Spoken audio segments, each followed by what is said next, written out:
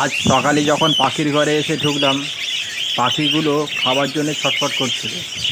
দেখলাম বাড়িতে খাবার নেই, তাই হঠাৎ মনে হলো গম সিদ্ধ করা ছিল, গমগুলো দিলাম। ঝাঁকে ঝাঁকে এসে নেবে খেতে লাগলো। খিদে পেয়েছিল বলে বলে কথা, না খেলে হয়। তাই ভাবলাম একটা ভিডিও করি।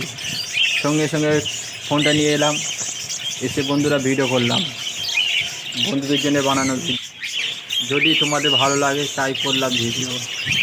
দেখো, যদি ভালো লাগে একটা কমেন্ট করো।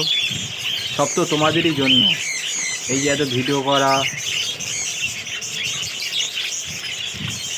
দেখো কালারগুলো, এইগুলো আমার জেপি পাখি সব নেবেছে।